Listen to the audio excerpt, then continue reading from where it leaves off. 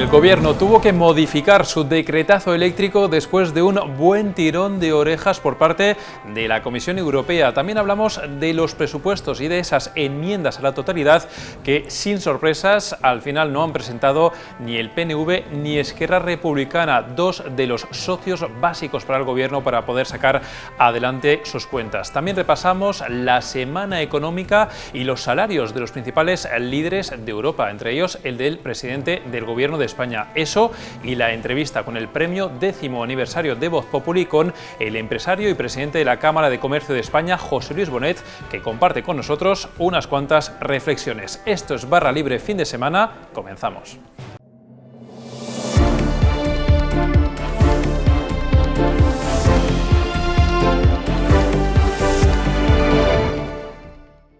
Y comenzamos esta edición de Barra Libre Fin de Semana y lo hacemos una vez más hablando de la luz, hablando en particular de las medidas adoptadas hace ya más de un mes por parte del Gobierno en el famoso decretazo y que ha tenido que corregir. Hoy estamos contando, después de Alberto Sanz, compañero, ¿qué tal? Bueno. Una bronca de la Comisión Europea. Eso es lo que ha pasado. Bueno, hablamos de un periodo de un mes. En el 17 de septiembre de 2021... el Gobierno puso en marcha un polémico Real Decreto Ley en el que intentaba bajar la factura de la luz pues a través de la fiscalidad, pero sobre todo lo que más polémica provocó fue que les hacía pagar a las grandes empresas eléctricas la diferencia del extra que estaban cobrando por los altos precios del gas. Eso se traducía en aproximadamente 2.600 millones desde septiembre hasta marzo, y en una factura que, como seguía aumentando el precio del gas, las eléctricas decían que esa estimación se iba a quedar corta si la medida salía tal y como querían. Desde ahí se inicia un proceso que hemos ido contando todos los días en Voz Populi hasta llegar a este pasado miércoles, donde se ha creado un nuevo Real Decreto Ley que matiza toda la incertidumbre general y de todos los problemas generados, y entre medias pues una gran bronca de la Comisión Europea por haber puesto en marcha este Real Decreto sin esperar a sus propuestas, una gran bronca de la Comisión Europea por haber tocado una cosa muy sagrada para ellos como es el mercado eléctrico. Y después de toda esta situación, una ronda de contactos con las eléctricas donde les ha explicado cómo iba a revisar a la baja todas sus expectativas del Real Decreto, y finalmente lo que nos hemos encontrado este miércoles es que todo casa con lo que quería la Comisión Europea, y todo casa, aunque no del todo, pero todo casa con las intenciones de las eléctricas. A ver, vamos por partes, porque sí, claro, aquí lo que nos hemos encontrado es con que primero el Gobierno pone en marcha una serie de medidas, una batería de medidas para tratar de abaratar el precio de la luz. Esas medidas, las empresas, recordémoslo, dijeron que les generaba incertidumbres jurídicas y que por eso, tú mismo lo contaste en Voz Populi, llegaron a ir hasta Bruselas para pedir que de alguna forma desde la Comisión también se mediara en esas propuestas puestas en marcha, en esas medidas puestas en marcha por parte del Gobierno a través de un decreto ley. Y entre medias hay que recordar también esa batería de medidas propuestas por la Comisión Europea. O sea, nos encontramos con que el Gobierno se adelantó y encima las hizo de tal forma que no casaban con las de la Comisión. Y ahora, como tú bien cuentas, tú, Alberto, contaste ya hace unos días que se iba a cambiar y modificar el decreto ley para adecuarse un poco más a lo que pedía Bruselas, y el miércoles efectivamente nos encontramos con eso. Ese cambio, como tú decías, que casa mucho más con lo que se reclamaba. La cronología ha sido parte de ese... Bueno, en la cronología partiría de que llegamos de la crisis energética, de crisis eléctrica del verano. Precipitadamente, como hemos contado, se toma ese Real Decreto Ley que, como comentó nuestro compañero Jorge Sáenz, es un choque entre entre el presidente del Gobierno y la ministra Teresa Rivera, que multiplica por 3 o 4 las intenciones de crear, y a partir de ahí se empieza a poner en marcha.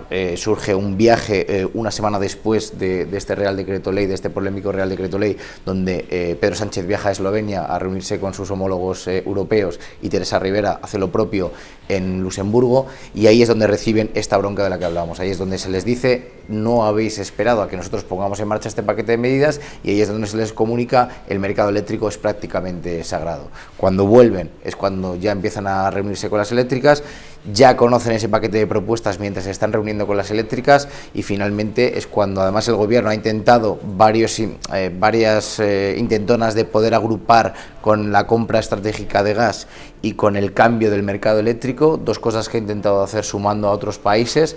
algo que creo que también ha sentado mal en Bruselas, según nos dice las distintas fuentes. Y lo que se ha visto este miércoles ha sido que se ha puesto sobre un papel todas las intenciones por parte del gobierno de suavizar su primer hachazo, y las eléctricas han visto cómo finalmente su factura va a pasar de 2.600 millones a prácticamente nada. Así que esto es lo que hemos visto este miércoles. Y lo que hemos visto en estas últimas semanas entonces ha sido descontento por parte de las eléctricas con ese decretazo, descontento por parte de la Comisión Europea porque el gobierno se adelantó y además no con las medidas que quería la Comisión, y descontento por parte de todos los consumidores porque seguimos viendo como esa factura de la luz al final sigue estando incorregiblemente, digamos, disparada. Así que esa es la situación con todo este asunto. Alberto Sanz, muchas gracias por tu información. Gracias a ti.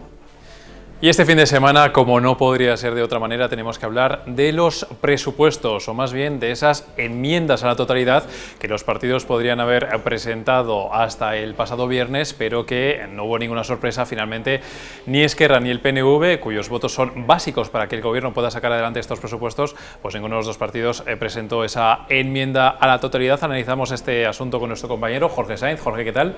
¿Qué tal, Alberto? A ver, los dos partidos hicieron durar un poquito el suspense hasta última hora. Los dos partidos al final no presentaron esa enmienda y los dos partidos también coincidieron en vender esa no presentación porque habían obtenido en este caso algo a cambio.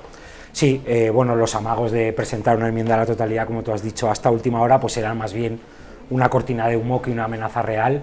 Nunca ha existido en el gobierno la sensación de que corriera peligro la aprobación de los presupuestos, y Pedro Sánchez reedita la mayoría parlamentaria que le dio la investidura y que le permitió sacar los anteriores presupuestos con el PNV, Esquerra Republicana, EH Bildu, no lo olvidemos, también ha renunciado a presentar una enmienda a la totalidad. Y bueno, estos partidos pues han vendido, ¿no?, entre comillas, sus logros. Bueno, una transferencia del ingreso mínimo vital al PNV que ya se sabía, tampoco es que sea un gran logro, y luego Esquerra, que llevaba ya semanas presionando con que se respete el catalán en la ley audiovisual para que entre las plataformas como Netflix, etcétera, ¿no? Así que bueno, esas son un poco las contrapartidas que ha entregado el presidente a los nacionalistas. Esta es la última contrapartida, la que decías, a Esquerra, estaba a traer cola seguro, estaba a generar debate. Una vez más estamos con el tema lingüístico con Cataluña. Oye, una pregunta breve para que la gente lo sitúe. Estamos hablando de las enmiendas a la totalidad que no se han presentado, todavía falta por votarlos. ¿Tú ves margen para que en ese camino estos partidos le den la vuelta y finalmente voten en contra de los presupuestos? ¿O ya esto está cantado que saldrá adelante sin problema? No creo que haya ningún margen a la sorpresa. Efectivamente, este es un primer trámite, como bien decías, y luego queda pues la negociación posterior hasta final de año, que es cuando se vota el proyecto de ley en su totalidad, pero no espero que haya ninguna sorpresa. Habrá probablemente alguna cosa que se introduzca a última hora, pero digamos que el gran acuerdo está hecho y habrá presupuestos. Bueno, Jorge, nos ha llamado mucho la atención la información que tú has publicado este fin de semana también sobre estos presupuestos, desde el punto de vista, en este caso, del partido de gobierno, el Partido Socialista, porque estás contando que estos presupuestos serían los últimos que podría aprobar el PSOE en el gobierno. Sí, es lo que cree buena parte del PSOE, que estos serán los últimos presupuestos de la legislatura, y hay varios factores, ¿no?, que apoyan esa teoría, esa posibilidad. Recordemos que estos serán los presupuestos de 2022, las elecciones, si no hay adelanto, serán en 2023, y bueno, ahí influye pues que entramos plenamente ya en un ciclo electoral que empezará en Andalucía el año que viene, y que seguirá con las elecciones generales, municipales y autonómicas en 2023, todavía no sabemos la fecha, pero si todo sigue su curso, pues en mayo municipales y autonómicas, y a final de año, noviembre, quizá octubre-noviembre, serían de nuevo las generales. A partir de ahí, bueno, pues el gobierno, el PSOE en este caso, espera un Podemos más agresivo en su, digamos, oposición dentro de la coalición, esta situación extraña que tiene el gobierno, y Sánchez bueno, tiene que empezar a ensayar su famoso giro socialdemócrata aprobado en su reciente Congreso Federal, y eso supone pues bueno, un viaje a la moderación, un viaje al centro, llamémoslo como queramos, y para eso necesita un poco salir de ese entorno Frankenstein, como llamó Rubalcaba, de Esquerra, Bildu, PNV, etcétera, y es muy difícil que pueda haber unos nuevos presupuestos para 2023, muy difícil. Bueno, pues la sensación con lo que nos estás contando y con lo que hemos visto esta semana es que esa situación de relativa comodidad para el gobierno que parece que va a tener para sacar sus presupuestos de cara al año que viene no va a ser ni mucho menos la tendencia en futuros años. Jorge Sainz, muchísimas gracias por tu información. Gracias. Y como cada fin de semana queremos hablar de economía en barra libre, queremos hacerlo con el redactor jefe de Economía, con Juan Delgado. Juan, ¿qué tal? Bienvenido. ¿Qué tal? Muy buenas. Bueno, bienvenido un fin de semana más a este plató en el que queremos analizar contigo algunos de los datos más llamativos de esta semana, que ha venido cargadita en lo económico. Has tenido bastante trabajo. Así a ver, es. El primero de ellos es el dato de la inflación. La inflación, hemos visto una inflación en el mes de octubre, hemos conocido un dato que no habíamos visto en casi 30 años en España, con ese 5,5%. A ver, es una inflación que está descontrolada. Así es. Bueno, hasta ahora es verdad que el problema de inflación estaba muy localizado porque tenía que ver solamente con la evolución disparatada de los precios de la energía, ¿no? Eso ha hecho que durante varios meses los precios vayan creciendo hasta alcanzar este 5,5% en octubre, que es el récord en 29 años, como tú comentabas al principio. De los datos que ha publicado el INE esta semana, el más preocupante no es tanto ese 5,5%, sino el denominado inflación subyacente, que es un dato que publica el INE en el que descuenta la evolución de los precios más volátiles, de productos más volátiles como pueden ser los de la energía. Esa inflación subyacente ya se encuentra en un nivel muy elevado, que es el 1,4%, y preocupa mucho la evolución de este indicador, ya que en abril estaba en el 0,0%. ¿Qué significa esto? Esto significa que la escalada de los precios de la energía poco a poco se está trasladando hacia otros productos de la cesta de la compra, que son básicos para el presupuesto familiar. Claro, y esto seguro que lo habrá notado mucha gente en el día a día. Se están encareciendo muchos productos y, como bien dice Juan, uno de ellos es el precio de la energía. Esto no es nuevo, ya lo vemos desde hace ya meses que tenemos un problema muy gordo con esto. Incluso esta semana hemos visto una vez más cómo la vicepresidenta Teresa Rivera ha tenido que viajar a Argelia para tratar de resolver una crisis un poco sobre la marcha. La verdad que el precio de la luz y del gas, además ahora que tenemos que encender la caldera en estos días de puente lluvioso y pasado por agua en buena parte de España, realmente es un problema que vemos cómo va a más y a más y a más. Bueno, no por ahora no se ve final a esta escalada tremenda de los precios.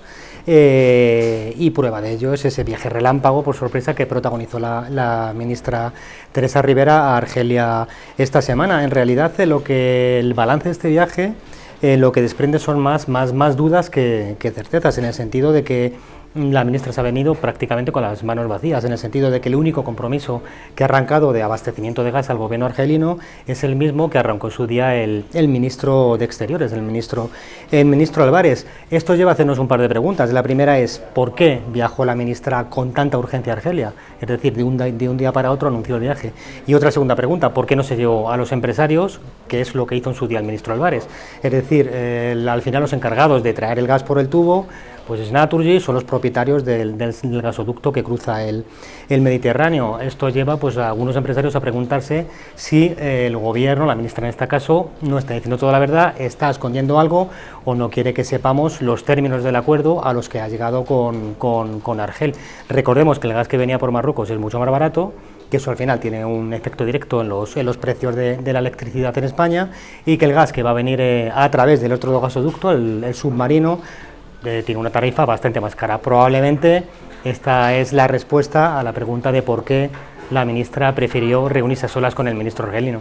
Hablas de un gasoducto que es fundamental para España, que tiene una alta dependencia de esa energía, de ese gas que viene desde el norte de África, y además con dos países, con Marruecos y Argelia, recordemos que están también en una situación, en un conflicto diplomático entre ambos países que también es bastante importante y que nos afecta directamente, como también nos afecta este otro dato que también hemos conocido el viernes, el dato del crecimiento en el tercer trimestre, que hemos visto que estaban en torno del 2%, es un crecimiento que en otros tiempos habría sido, digamos, robusto, pero la realidad ahora es que está por debajo de lo que cabía esperar en el marco de la recuperación económica de la crisis de la pandemia. Bueno, ahí el INE, por desgracia para el gobierno, para los ministros del ala económica de Sánchez, el INE lleva pues una semana dando varapalo tras varapalo a las previsiones económicas del gobierno.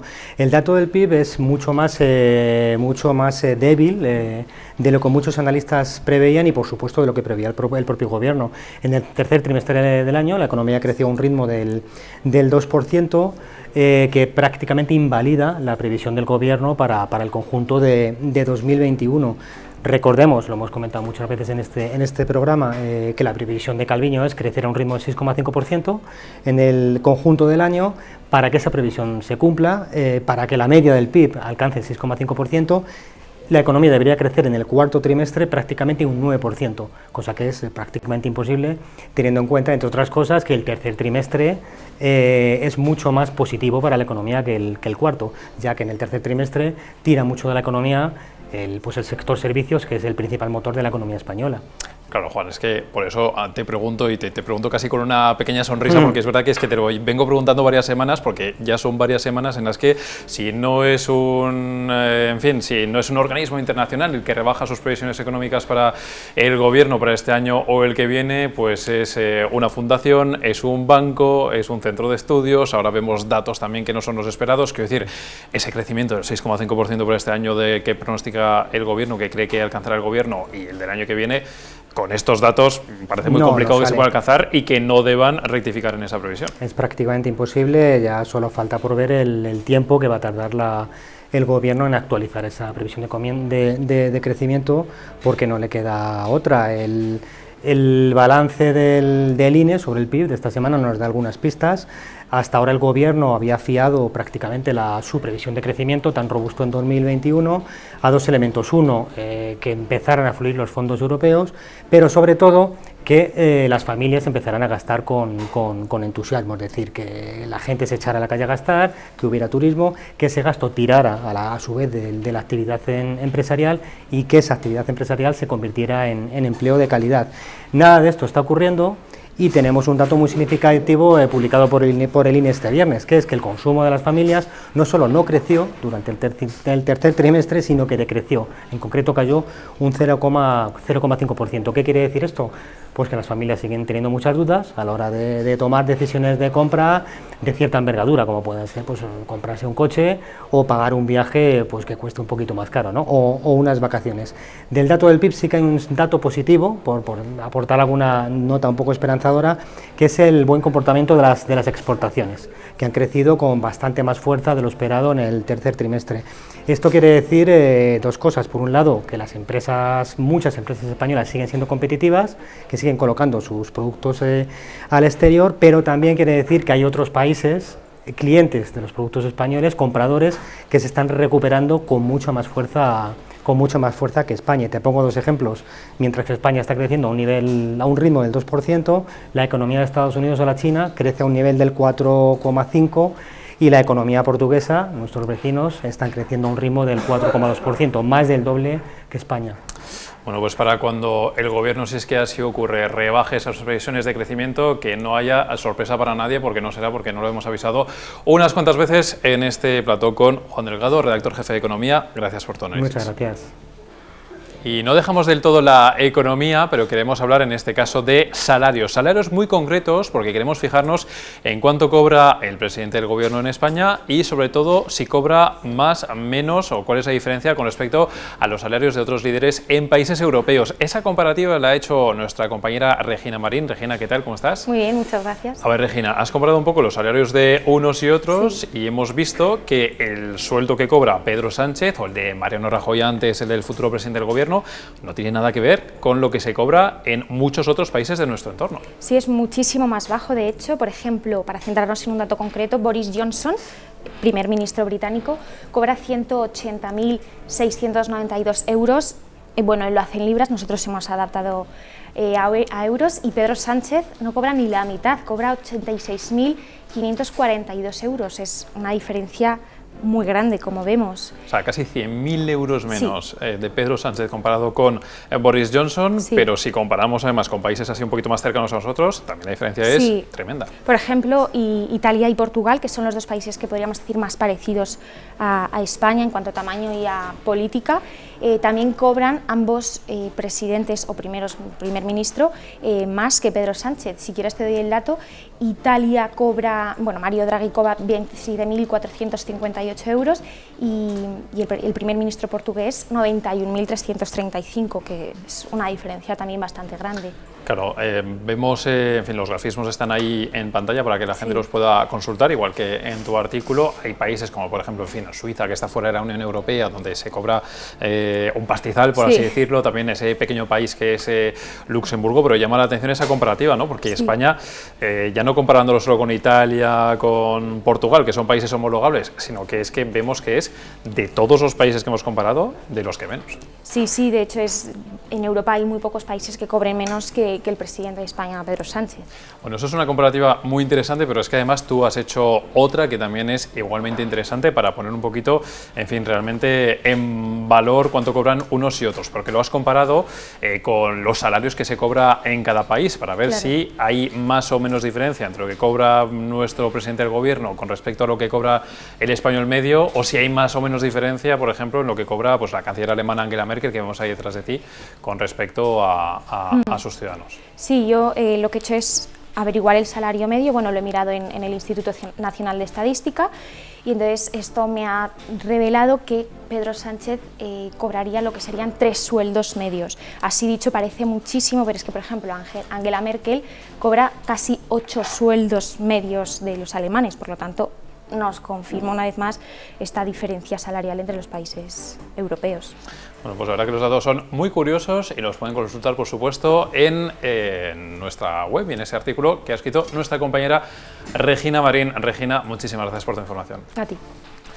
Bueno, y antes de despedir esta edición de Barra Libre fin de semana, queremos mostrarles también pues un par de fragmentos de una entrevista que hemos hecho este fin de semana, que publicamos con motivo del 10º aniversario de nuestro periódico, de Voz Populi. Es una entrevista con José Luis Bonet, que fuera presidente de Freixenet y que es presidente de la Cámara de Comercio de España, que ha compartido reflexiones muy interesantes con nosotros, por ejemplo, con respecto a la situación de Cataluña. La escuchamos. Cataluña es una parte esencial de España y que lo va a seguir siendo. Se tiene que procurar tener la concordia suficiente para pasar página de todo esto que se ha planteado, ¿no? Y que, de alguna manera, yo creo que se ha demostrado que no era posible. La economía catalana es tan potente que no va a colapsar, pero sí se está deteriorando. Y empezando por la ciudad de Barcelona, que tiene que ser la niña bonita de Cataluña como capital que es, ¿no? José Luis Bonet, que también compartía con nosotros otras reflexiones interesantes, por ejemplo, sobre la llegada de los fondos europeos. También le hemos preguntado por la edad de jubilación y también nos ha hablado de una persona que, en su opinión, es muy importante en nuestro país. Lo escuchamos. La ayuda a Europa ha sido fundamental, en el sentido de que hubiese sido mucho peor sin estar integrados en Europa, y como Europa sí ha hecho los deberes, pues ahora le toca a España hacer los suyos, ¿no? Y hacer bien la utilización de los fondos europeos de la Next Generation. La gente, si quiere trabajar y está en condiciones, puede trabajar hasta donde quiera, y la gente que quiera jubilarse, pues que se jubile, tiene todo el derecho. Lo que no entiendo es cómo no dejan trabajar al que quiere trabajar y está en condiciones, porque entre otras cosas se ahorrarían muchos gastos de pensiones. Es decir, que esto no es lo peor, porque lo peor es la malversación de recursos que supone que gente en condiciones trabaje. El rey Felipe, oiga, eso es un valor extraordinario. El tener a esta persona de la manera como se está llevando, cómo está al servicio de, con qué rigor trabaja. Esto es un lujo absoluto y además que tiene un plus de reconocimiento en todo el mundo. La entrevista completa está disponible, por supuesto, tanto en nuestro periódico, en Voz Populi, como también en nuestra nueva aplicación, que si no se han descargado, les recomendamos que se la descarguen ya, porque ahí pueden encontrar esta entrevista y todas las demás que hemos hecho, así como todos nuestros contenidos audiovisuales. Hasta aquí esta edición de Barra Libre fin de semana. Volveremos la semana que viene con más contenidos. Muchas gracias.